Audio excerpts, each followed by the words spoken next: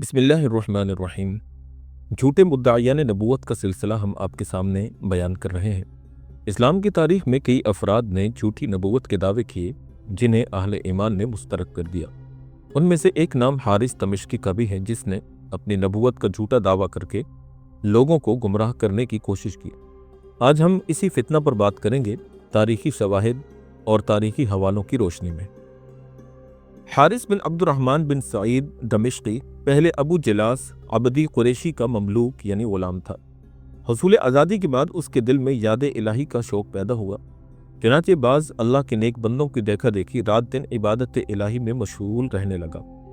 चनाचे बिल्कुल थोड़ा सा खाना खाता, बहुत कम सोता और कम बोलता, और इस कदर कपड़ों पर इक्तफा करता जो कि आदमी के मखसूस आदा को छुपाने के लिए ज़रूरी थे।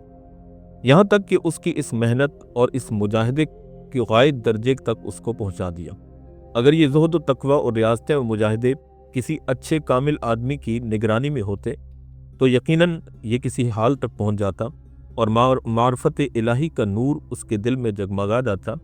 लेकिन इस गरीब को मालूम न था कि जो लोग किसी रहबर कामिल की सोहबत में रहकर मनाजिल सलूक तय करने के बजाय अज खुद रियाजत का तरीका इख्तियार करते हैं, शैतान उनका रहनुमा बन जाता है और उस वक़्त तक उनका पीछा नहीं छोड़ता जब तक कि उन्हें जलालत और हलाकत की गहराइयों में ना पहुंचा दे। शैतान का मामूल है कि वो तरह तरह की नूरानी शक्लें इख्तियार करके ऐसे लोगों के पास आता है और उन्हें अनवा अक़साम के सब बाग दिखाता है। किसी से कहता है कि तू महदी मऊद है, किसी के कान में फूंक देता है कि आने वाला मसीह तू ही है, किसी को हलाल और हराम की पाबंदियों से मुस्तस्ना करार देता है, किसी को अपनी तरफ से नबूवत और रिसालत का मनसब बख्श देता है। लेकिन ये जो आदमी जिस पर शैतान अपने अगवा के जाल फैला रहा होता है, वो इसको शैतानी वसवसा या शैतानी अमल दखल समझने के बजाय वो ये ख्याल कर लेता है कि खुद खुदावंद आलम ने अपना जमाल मुबारक उसको दिखा दिया है और उसने उसको हम कलामी का शर्फ बख्श दिया है। उसी ने उसे महदवियत या मसीहियत या नबूवत के मनसब पर फायज कर दिया है। चुनांचे अब हम आते हैं हारिस के तफसीली हालात की तरफ। जब इबलीस के लश्कर ने हारिस को अपनी निगाह इल्तफात से मखसूस करके इस पर इल्का व इल्हाम के दरवाजे खोले तो उसको अजीब व गरीब किस्म की चीज़ें दिखाई देने लगी जो पहले कभी मुशाहिदे से नहीं गुजरी थी। चनाचे हारिस जो है वो इन चीज़ों से बहुत ज़्यादा परेशान हो गया और वो जिसके पास भी इन चीज़ों की बात लेकर जाता वो इसको ज़रूर बचाने की कोशिश करता और इसको मुतनब्बे करता कि ये शैतान का अमल दखल है, अपनी हिफाजत की कोशिश करो और अल्लाह की तरफ रुजू करो। इसका बाप मौज़े हौला में रहता था। इसको लिख भेजा कि जल्दी से मेरी खबर लो, मुझे बाद ऐसी चीज़ें दिखाई दे रही हैं जिनके मुतालिक खौफ है कि मबादा शैतान की तरफ से हों।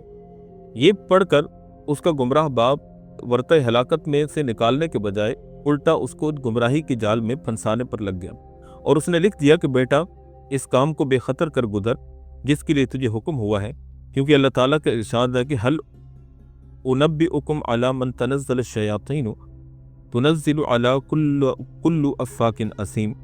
क्या मैं तुमको बतलाऊं कि शयातीन किस पर उतरते हैं? वो ऐसे लोगों पर नाजिल होते हैं जो दरों को बदकिरदार हैं, और तू ना ही दरों को यानी झूठा है और ना ही बदकिरदार है, इसलिए इस किस्म के अवहाम को अपने पास फटकने भी न दो और बिला तामुल इसकी तामील कर जिसके लिए तुझे इरशाद होता है। लेकिन हारिस के बाप का ये इस्तदलाल बिल्कुल बातिल था, क्योंकि इससे अगली आयत के अल्फाज युल्क़ून अस्सम यानी शयातीन की इत्तलाएं सुनने के लिए कान लगाए रहते हैं से साफ जाहिर है ये आयत उन काहिनों के मुतालिक नाजिल हुई थी जिन्होंने गैबदानी के दावे के साथ अपनी दुकानें खोल रखी थीं, लिहाजा उसका ये इस्तदलाल गलत था। बहरहाल अब हम आते हैं हारिस के हालात की तरफ। वो शख्स जो सद्दे रमक ग़िज़ा पर इक्तफ़ा करे, कम सोए कम बोले, हर वक्त इबादत इलाही पे या इबादत में मशगूल रहे, नफ्स कशी का शेवा इख्तियार करके अपने अंदर सिफ़ात को पैदा करे, इससे आदत मुस्तमर्रा के ख़िलाफ़ ऐसे मुहय्यरुल अक़ूल अफ़आल सादिर होते हैं जो दूसरों से ज़ाहिर नहीं हो सकते। ऐसे लोग अगर अहलुल्लाह में से हों तो इनके खर्क़ आदत को करामत कहते हैं, और अगर अहले कुफ़र और अहले गुमराही में से हों तो ये फ़ेल इस्तदराज के नाम से मौसूम किया जाता है। ये तसर्रुफ़ात महज रियाज़त और नफ्स कशी का समरा होते हैं। इनको अल्लाह ताला के ताल्लुक़ से कोई वास्ता नहीं होता। हाँ, अगर कोई बुज़ुर्ग शरीयत और तरीक़त का जामे हो, इत्तबाए सुन्नत और इक़्तिदाए सल्फ़ व सालेह के साथ रियाज़त और नफ्स कशी का मसलक इख्तियार करे तो ये चीज़ अलबत्ता कुर्ब खुदाबंदी में नहायत दर्जा मौसर है। चूँकि हारिस ने सख्त ज़ाहिदाना ज़िंदगी इख्तियार कर रखी थी और दाइमुल इबादात معمور الاوقات تھا، اس سے بھی ماورائے عقل افعال صادر ہوتے تھے۔ چنانچہ مسجد میں ایک پتھر پر انگلی مارتا تو وہ تسبیح پڑھنے لگتا۔ موسم گرما میں لوگوں کو سرما کے یعنی سردی کے پھل کھلاتا، سردیوں میں تابستان کے میوے پیش کرتا اور کہا کرتا کہ آؤ میں تمہیں موضع دیر مران یعنی مضافات دمشق میں ایک علاقہ ہے، وہاں سے فرشتے نکلتے ہوئے دکھاؤں۔ چنانچہ حاضرین محسوس کرتے کہ نہایت حسین و جمیل فرشتے بصورت انسان گھوڑوں پر سوار ہوتے جا رہے ہیں۔ جب حارث کے استدراجی کمالات نے دور رس شہرت اختیار کی تو ایک دمشقی رئیس قاسم بن بخمیرہ نامی اس کے پاس آیا اور دریافت کیا کہ تم کس بات کے مدعی ہو؟ کہنے لگا کہ میں نبی اللہ ہوں۔ قاسم کہنے لگا کہ اے اللہ کے دشمن تو جھوٹا ہے، حضور صلی اللہ علیہ وسلم کے بعد نبوت کا دروازہ قطعی طور پر بند ہو چکا ہے۔ ان دنوں عبد الملک بن مروان خلافت اسلامیہ کے تخت پر خلیفہ کے طور پر براجمان تھا۔ قاسم نے جا کر خلیفہ عبد الملک سے ملاقات کی اور حارث کی فتنہ انگیزیوں کا حال بیان کیا۔ عبد الملک نے حکم دیا کہ حارث کو گرفتار کر کے میرے سامنے پیش کیا جائے۔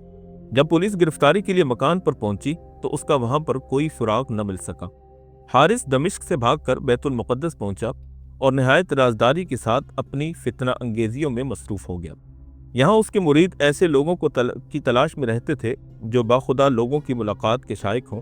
انہیں جہاں کہیں ایسی ذہنیت کا آدمی نظر آتا اس کو ساتھ لے جاتے اور حارث سے ملاقات کرا کے اپنی جماعت میں داخل کرنے کی کوشش کرتے۔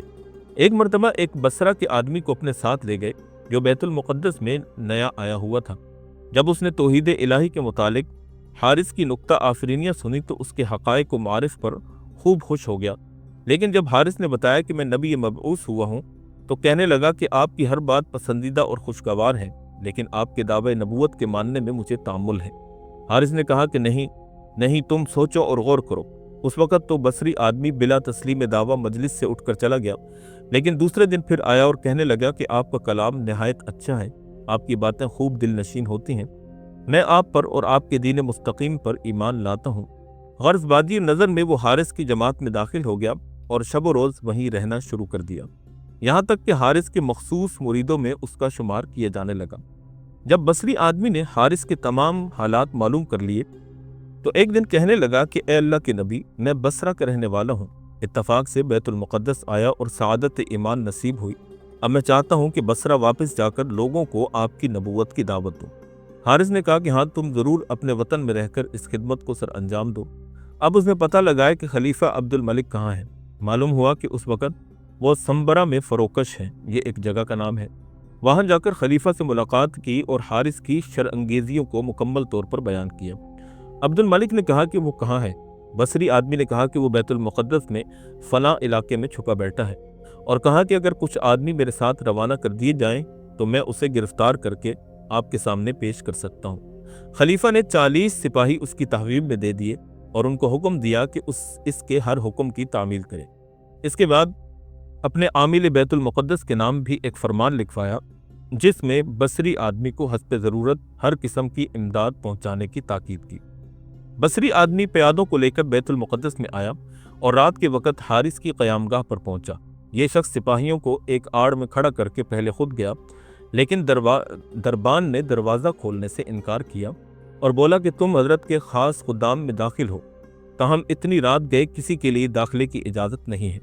لیکن بصری آدمی نے کسی طرح اس آدمی کو رام کر کے دروازہ کھولنے پر رضامند کر لیا۔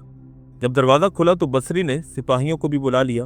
اب دیکھ کر دربان اور دوسرے پیروان حارث کے ہوش اڑ گئے اور چیخنے چلانے لگے اور بولے کہ افسوس، تم لوگ ایک نبی اللہ کو قتل کرنا چاہتے ہو جسے خدا نے آسمان پر اٹھا لیا ہے۔ جب بصری اور اس کے رفقا کار اندر گئے تو حارث موجود نہیں تھا۔